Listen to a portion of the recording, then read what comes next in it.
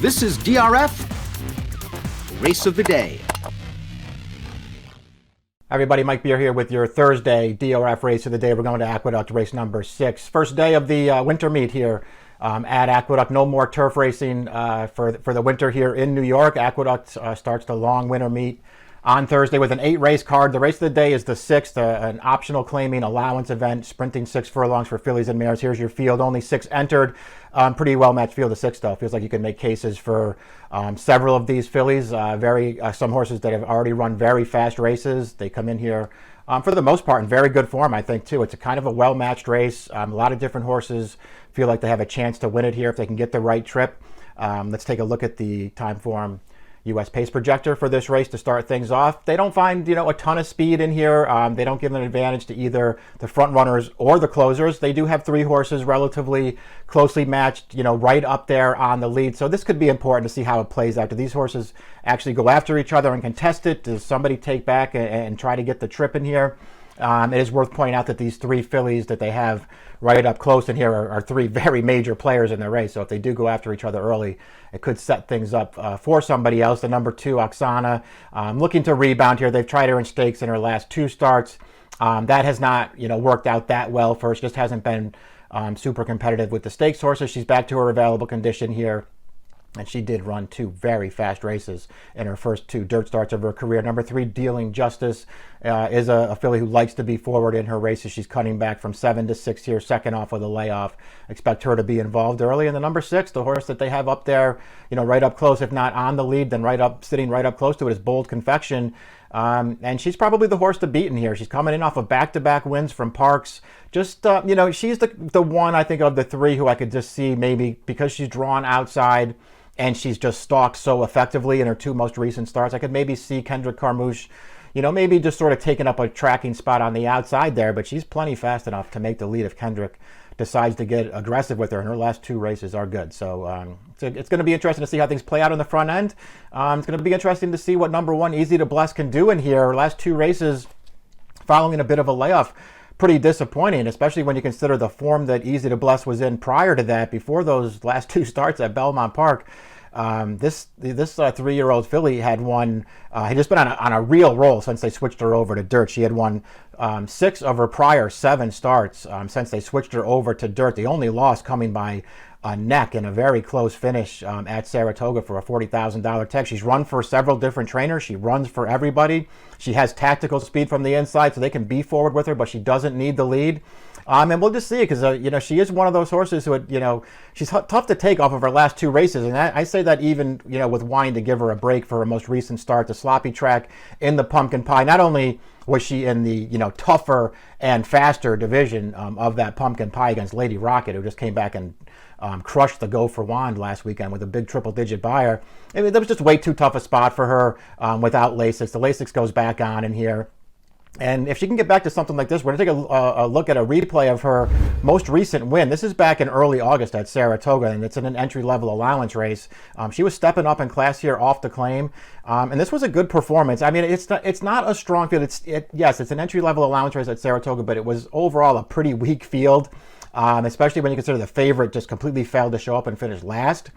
But Easy to Bless just did what she was supposed to do in here. Just sat 3 wide, up close to the pace, came to contention out there around the turn. And when Dylan Davis set her down in the stretch, she just drove to the front and was edging away at the end. A nice performance, and it earned her an 86 buyer speed figure, which is a career best. She'll probably have to run at least that well to beat this field on Thursday, but that's not impossible. And she feels like she could be a fair price in here. The 2 is Oksana.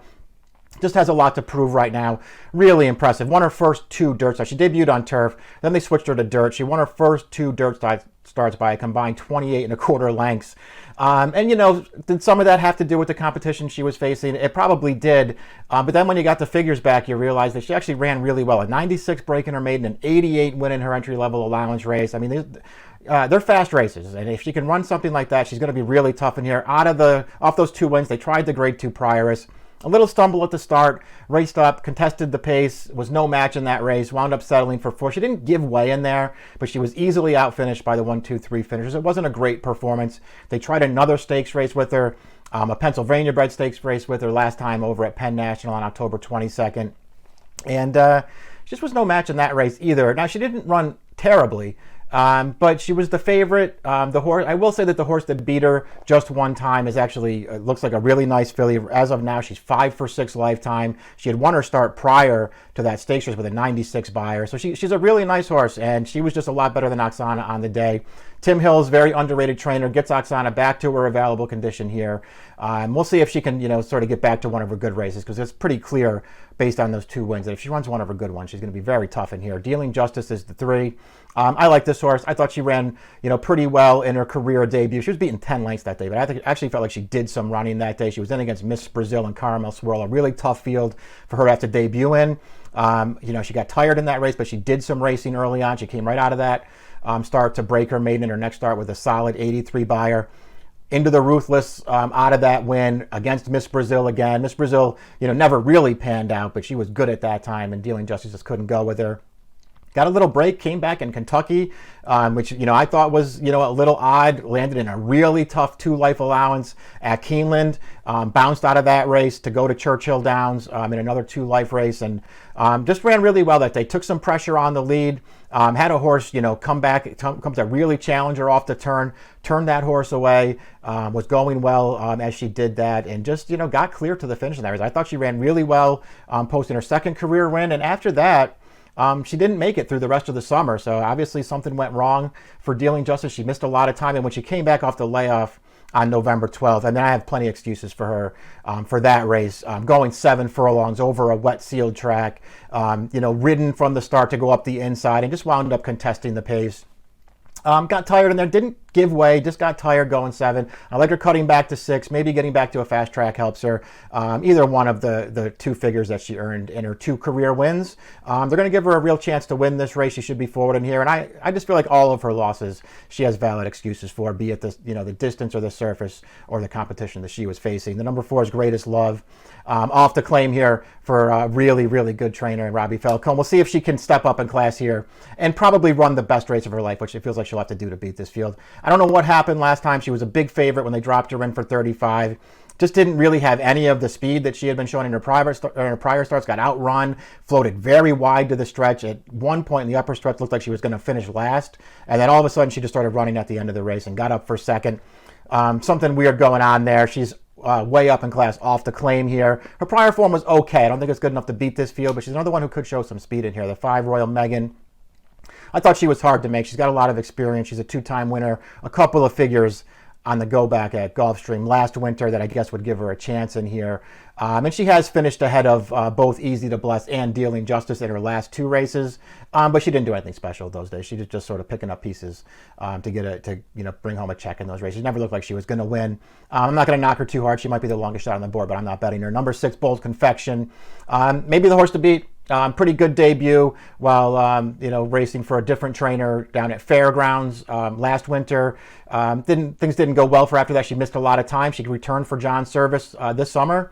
3 good starts for trainer John Service, including the last 2, which are both wins. We're going to go back to the first of those wins. This is September 6th at Parks, going 6 furlongs. Just a good performance here. Showed speed from the start, but she was comfortable to let the leaders go and just track off of them in a really nice trip. Just took it right over, 3 wide around the turn, was on a clear lead at the top of the stretch. It was just much the best. You see her there geared down at the end of the race with a 78 buyer. Came right back over a sloppy track in her next start and just sort of, looked sort of like the same performance. Rated early on, but just, sort of letting the leaders go and sort of gradually angling over towards the inside to sit behind them. Made a strong move up the inside around the turn to challenge them and just took it right over and was just much the best at the end of that race as well. Buyer regressed a little bit to a 74. I don't think that matters. Really like her tactical speed, like the way she finishes her races, like the way her form is headed. She's got plenty of pedigree as well. There's just a lot to like about her. I think in a lot of ways she's the horse to beat in here. If she's going to be the favorite, it's not like she holds such a huge edge that I didn't want to try to take a shot against her, and so I did. And you can put the picks up there now. I'm going to try to beat the favorite with Dealing Justice in this race at 3. I just like her race. I think she might be a little bit better than she looks on paper. I'm hoping that Dylan Davis goes forward with her in here and to be part of this pace in here. I just like her form. I like her cutting back to 6 after getting tired going 7 last time over that wide track. I went 3-6. 2-1 in the Thursday race of the day. It's a pretty good race. The Aqueduct, 6th race at Aqueduct, approximate post time, 3:08 Eastern time. Good luck.